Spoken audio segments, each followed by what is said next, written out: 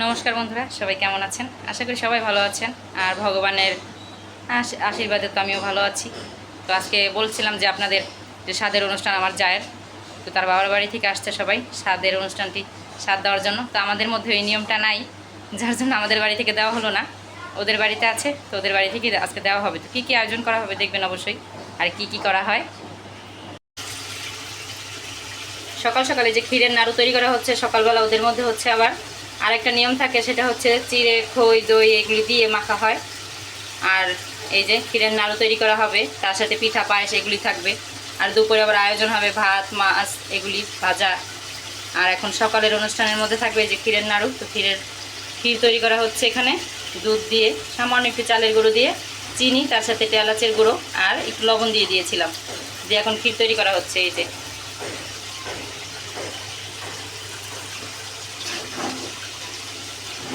এরকম আস্তে আস্তে জাল দিতে দিতে একটা আঠালো ভাব এসে পড়বে।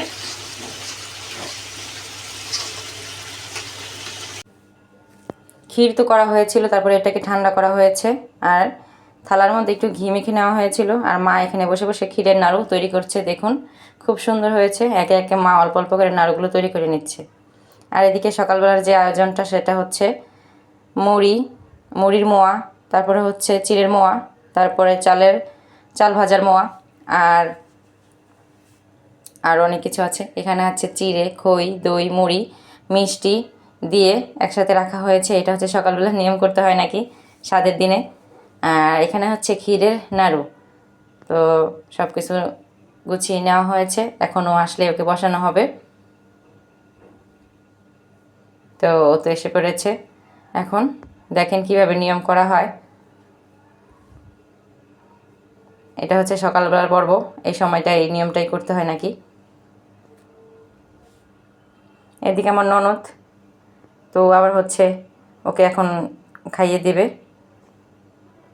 এক এক করে। তো আজকের দিনটাতে আমরা সবাই মিলে খুবই আনন্দ করছি।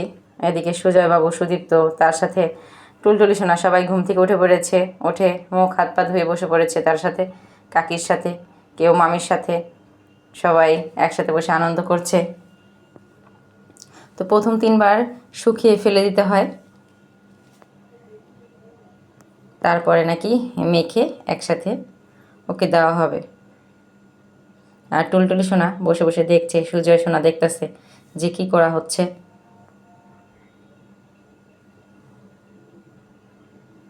তো সবাই মিলে কথা বলছিলাম, আর কি কি নিয়ম করা হবে সেটাও জিজ্ঞাসা করা হচ্ছে এক এক করে। ভালোই লাগছে সবাই মিলে আনন্দটা করতে, আর অনেক দিন পরে এরকম একটা নিয়ম আমাদের বাড়িতে আবারও।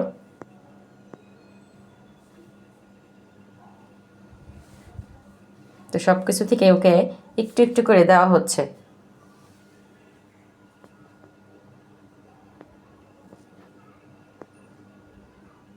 তো সকালবেলা এটা খাওয়ার পরে কিন্তু আর কিচ্ছু খেতে পারবে না দুপুরের আগ পর্যন্ত, যতক্ষণ না পর্যন্ত ওর ভাতের থালা আমরা রেডি করছি। এটা খেয়ে ওর নাকি সারা বেলা থাকতে হবে। তো এই তো হলো, এখন সুদীপ্তকে ওর পিসি খাইয়ে দিচ্ছে। তো সকালবেলা তো যার জন্য এরকম করছে ওরা। এদিকে টুলটুলি সোনা এখন সব কিছু মিলিয়ে একসাথে মাখা হবে, মেখে তারপরে সবাই একসাথে বসে খাবো আর মজা করব। আর এখানে দেখুন আজকে তো বাজারটা হচ্ছে আমার জায়ের বাবার বাড়ি থেকে, কারণ আর স্বাদের নিয়মটা ওনাদেরই, আমাদের তো স্বাদের নিয়ম নাই। তো ওনাদেরই আজকের দিনের বাজার করতে হবে নাকি এরকম একটা নিয়ম রীতি আছে। তো ইলিশ মাছ আনা হয়েছে বাজার থেকে, দেখুন জোড়া ইলিশ। তো ইলিশ মাছ কেটে নিব।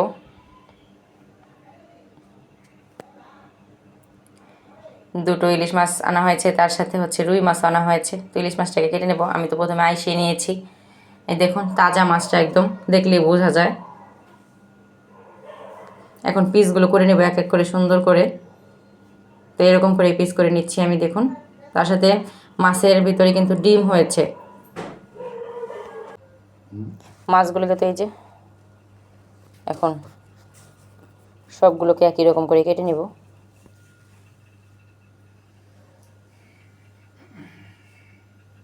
সবাই হাতে হাতে কাজকর্মগুলো করছি।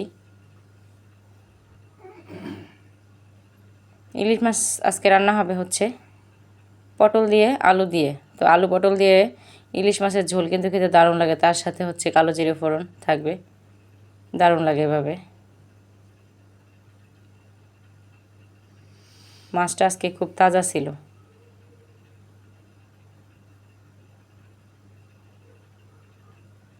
আমার হাতটা দেখলে বুঝতে পারবেন।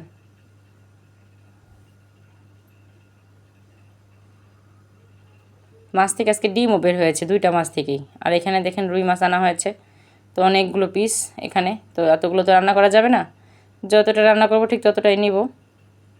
আর এখানে মুগ ডাল বসানো হয়েছে, মুগ ডালের মধ্যে কাঁচামরিচ দিয়ে দিয়েছি, হলুদের গুঁড়ো আর লবণ দিয়ে দিয়েছি।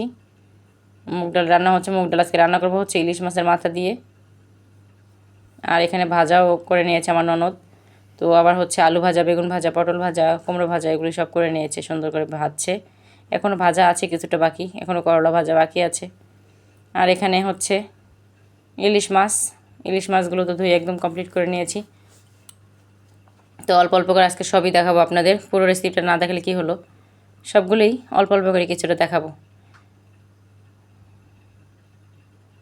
ওইদিকে করলা ভাজা হয়ে গেছে, এখন হচ্ছে ডাল ফোড়ন দিব, তার জন্য ইলিশ মাছের মাথাটা ভেজে নিচ্ছি ভালোভাবে।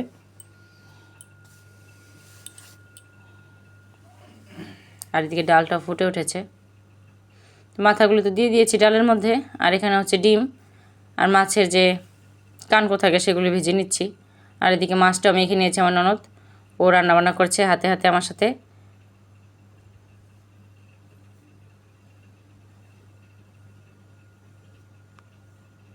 এদিকে ডাল ফোড়ন দিয়ে দিয়েছি, ডালের মধ্যে দিয়েছি তেজপাতা, শুকনো মরিচ, তার সাথে জিরে ফোড়ন আর আদা বাটা দিয়ে তেলের মধ্যে ভালোভাবে ভেজে দিয়ে দিয়েছি ফোড়ন। ডাল হয়ে গেছে, ওদিকে একটু চিনি দিয়ে দিয়েছিলাম হালকা করে অল্প একটু। আর এখানে ওই যে বললাম আমার ননদ এখন মাছটা রান্না করবে, তা মাছটাকে ও আবার মেখে খাওয়াচ্ছে টুলটুলি সোনাকে। তা আমি মাছগুলোকে ভেজে দিচ্ছি, যে হাতে হাতে তাড়াতাড়ি করলে তাড়াতাড়ি হয়ে যাবে, সবাই মিলে একসাথে কাজকর্ম করলে কিন্তু অনেকটা এগিয়ে যায় কাজ, বেশি সময় লাগে না।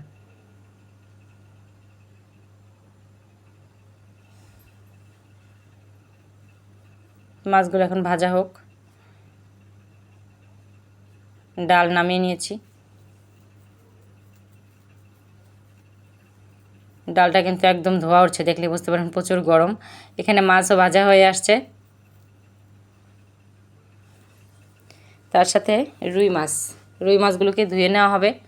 তার জন্য আমি নিয়ে নিয়েছি যতগুলো লাগবে ঠিক ততগুলো মাছই নিয়ে নিয়েছি, আর বাদবাকিগুলো ফ্রিজে রেখে দিয়েছি। এখন রান্না চলছে হচ্ছে চুষি পিঠে রান্না করা হবে। তো এই যে চুষি পিঠে,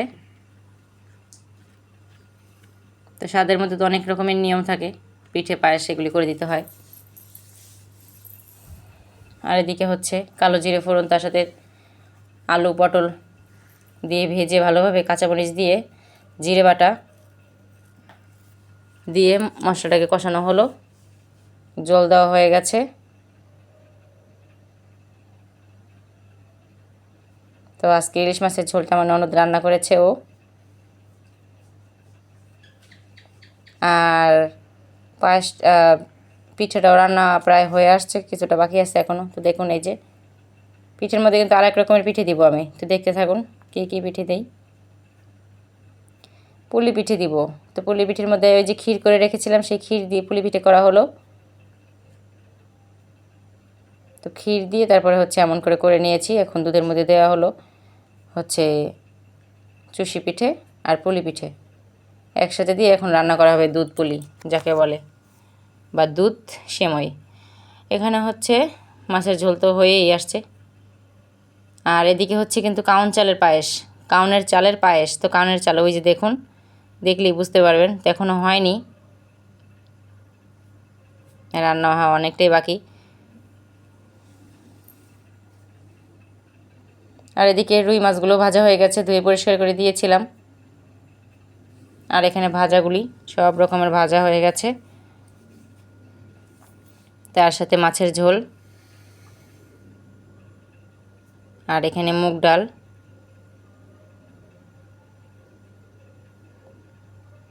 তার সাথে এখানে দেখুন রুই মাছের ঝোলও হয়ে গেছে।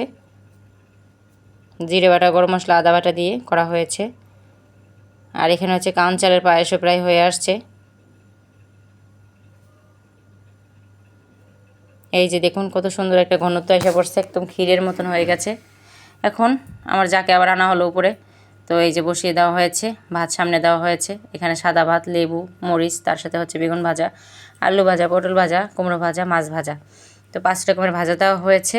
সাথে দেওয়া হয়েছে মিষ্টি, পিঠে, মুগ ডাল আর ইলিশ মাছের ঝোল। তার সাথে দেওয়া হয়েছে কাউন চালের পায়েস। সব কিছু দিয়ে সুন্দর করে সাজিয়ে নেওয়া হয়েছে থালাটাকে। কেমন হয়েছে? ছোট্টখাট্টো একটু আয়োজন। তো ছোটোখাটো আয়োজন করলেই মানুষের মনটা খুবই ভালো লাগে, তাই না? তো প্রথম যে 3 বার করে শুকিয়ে নেওয়া হয় নাকে, তারপরে ফেলে দেওয়া হয়, এটা নিয়ম। সকালেও তো বললাম আপনাদের। এদিকে আমার ছেলে সুদীপ্ত, এখানে সুজয়, সবাই বসে দুষ্টুমি করছে। এখনও কেউ খায়নি। এখন দুপুর প্রায় হচ্ছে, দুপুর তো না বললে বিকালই বলা যায়, 4টা বাজে। তো সব রান্নাবান্না শেষ করে এই যে 4টার সময় ওকে ভাত দেওয়া হলো সামনে। এদিকে আমার ননদ আবার হচ্ছে ওকে খাইয়ে দিচ্ছে।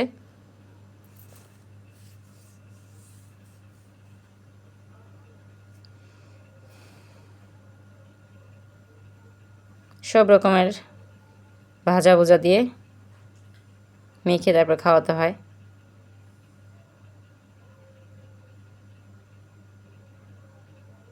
তো সবাই মিলে তো আজকে অনেক আনন্দ করলাম আমরা। হাতে হাতে অনেক কাজকর্ম করা হয়েছে। এটা একটা আনন্দ উৎসব, আনন্দ তো করার মতনই। খুবই ভালো লাগলো সবাই একসাথে বসে এরকম করে মজা করার। তো সবাই এখনও বাকি আছে খাওয়ার, কেউই খায়নি। তো ওকে আমি বেড়ে দিলাম আগে, ওর নিয়মটা হয়ে গেলে সবাইকে খেতে দিব। এখন খাওয়ানোর পর্ব শেষ, এখন ও নিজে হাতে খেয়ে নেবে।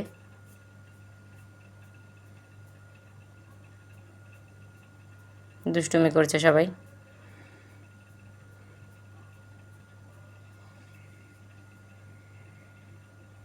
এখন সুজয় বলতেছে ও খাবে না। ওরা কেউই তেমনভাবে খেতে চায় না। 4টা বাজে অথচ কেউ কিন্তু খাবার খায়নি এখনও পর্যন্ত। তারপরে তাদের খিদা নাই, এরকম একটা অবস্থা। তো বন্ধুরা, আজকে এই স্বাদের ভিডিওটি আপনাদের কাছে কেমন লেগেছে সবাই অবশ্যই জানাবেন।